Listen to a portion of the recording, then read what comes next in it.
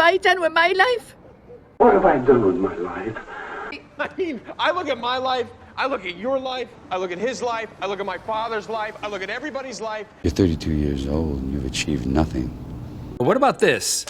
Number 2 is life is amazing and everyone loves it. I can't compete with that.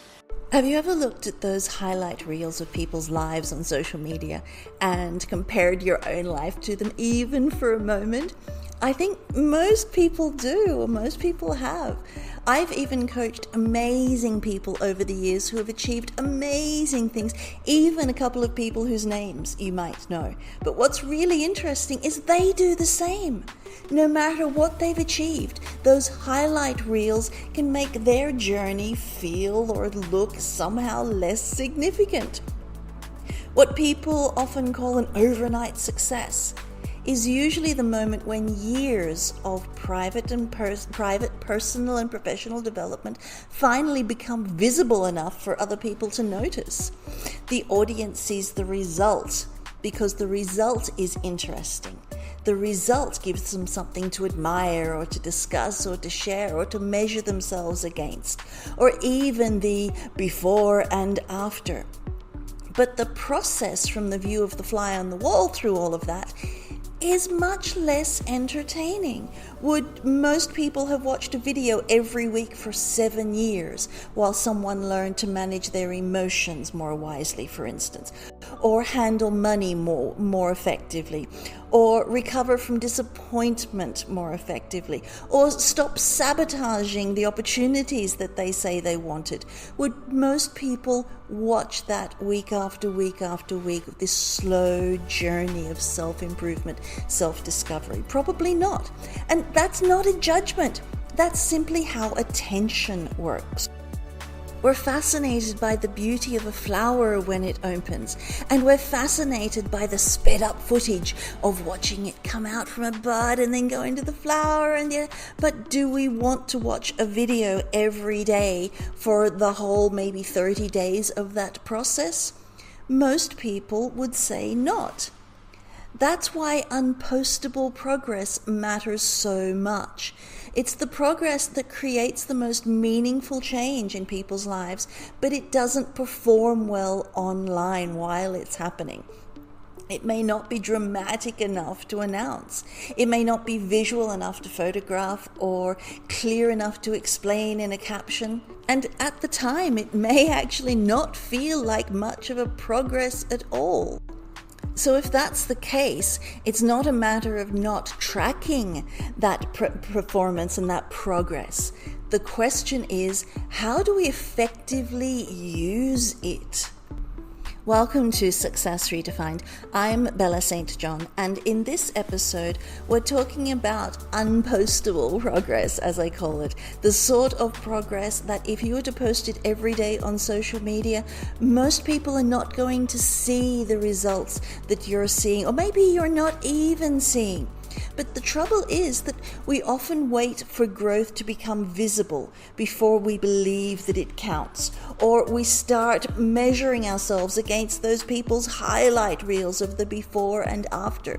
We want the public milestone, the obvious breakthrough, the announcement, the transformation moment, or the beautiful evidence that proves that we're no longer the version of us that we were before. But continuous improvement is usually quieter than that. It's not one dramatic moment of becoming, well, not usually. It's the slow refinement of how you think and choose and recover and communicate and trust yourself. It's what happens when you keep making slightly better choices until those choices begin to change your identity. An Abraham Hicks audio that I heard one time where she said, you don't want to lose 10 pounds in a day. If you do, you might find yourself without a leg. And it's true. We don't have those instant one day to the next where the comparison is just so overwhelming. That's just like you see in those highlight reels. When you start comparing yourself to somebody else's visible success, you're usually comparing your current progress to their visible end result. You may see the business or the relationship or the confidence or the lifestyle or recognition or whatever it is, but you're not seeing the years of development that usually made that possible. You're seeing the habits that the habits that they had to build, or the impulses that they learned to manage, or the disappointments that they survived, or the private self-doubt that they had to keep walking through and maybe still continue walking through. Like I said, I've coached some really high-profile people. They still have doubt. What you're seeing is the part that performs well in those highlight reels. And that doesn't make their success false or in any way take away from that success. It simply means that it's not complete evidence of the journey. The same thing happens when you compare yourself to your earlier highlight reels.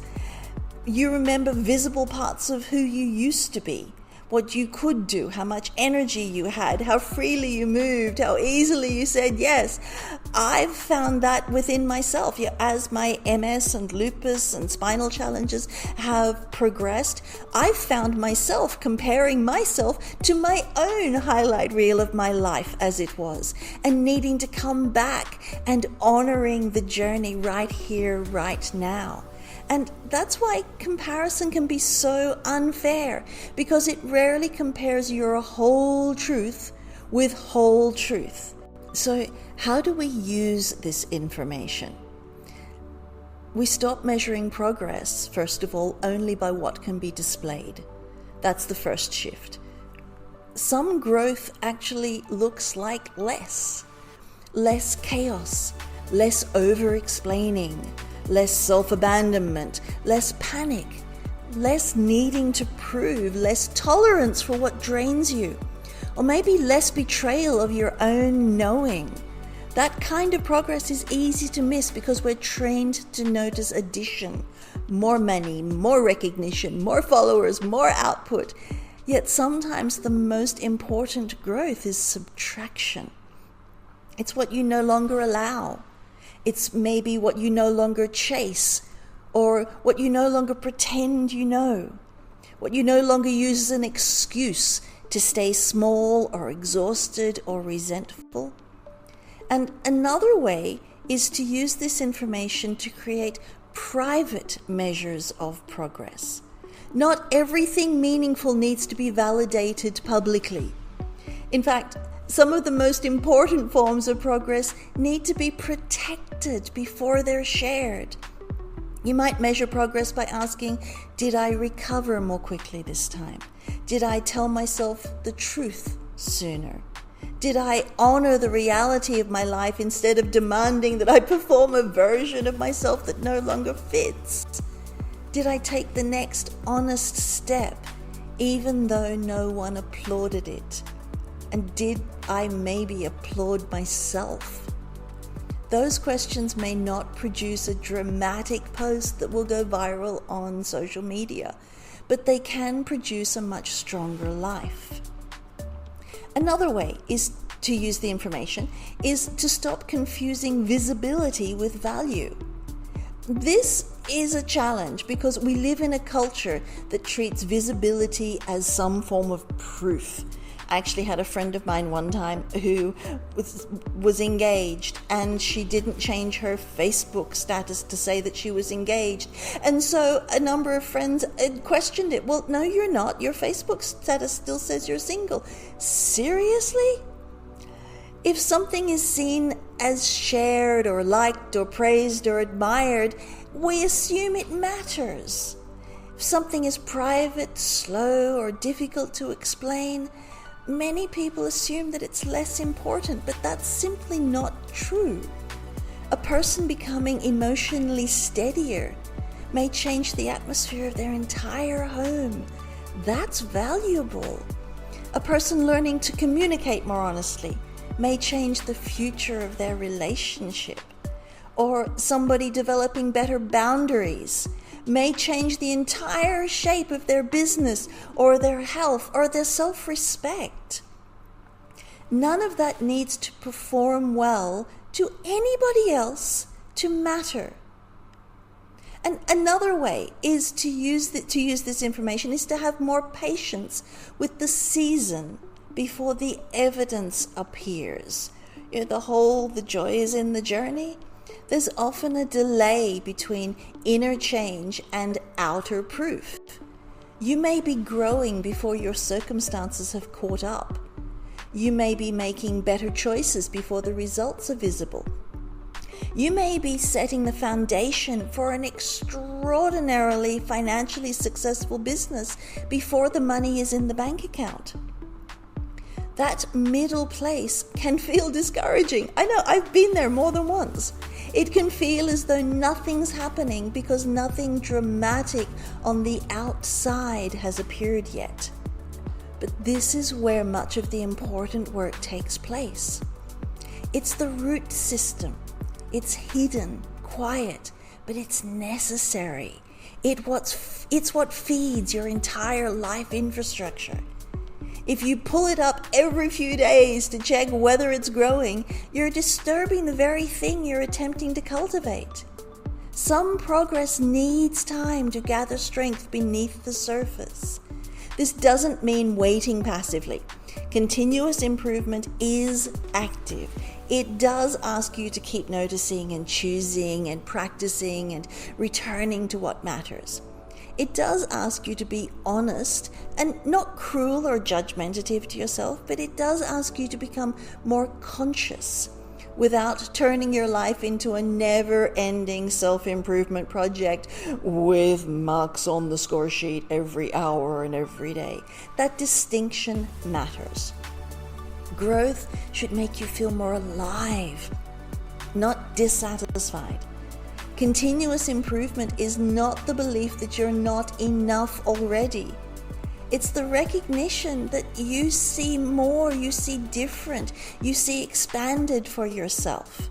It's not self-rejection, it's self-respect. And that's why unpostable progress is so powerful. It brings the work back to where life is actually lived, in the daily conversations, in the choices, in the pauses, in those private decisions, the quiet courage, those small moments where you choose differently than you once would have. Those moments may not perform well to the outside world. They may attract no applause from anybody. Yet they're often the moments that make visible success postable later as those highlight reels. So the next time you feel discouraged because your progress doesn't look impressive, ask yourself whether you're judging yourself by the wrong standard. Are you judging yourself by somebody else's highlight reel or your own highlight reel that you've created in your head, but you're on the journey?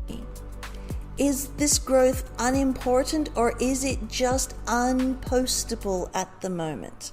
Is nothing happening truly? Or if you are making these continuous improvement steps, is something forming beneath the surface?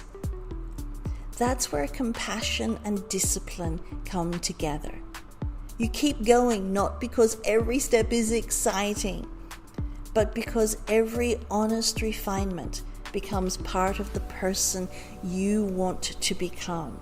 You're honoring who you are and the journey of who you're becoming. I hope this has been useful and helpful. Please, the next time you look at somebody else's highlight reel, consider that in most instances, they didn't go from nothing to that in one jump. They had a journey. You have a journey. Honor that journey and embrace yourself every single day of that journey, because you don't get a second shot. This is your life. So please relish those unpostable moments. And as I said, reach out if I can support you in any way. So I'm Bella St. John. Thank you for joining me. And until next time, sending love. Bye.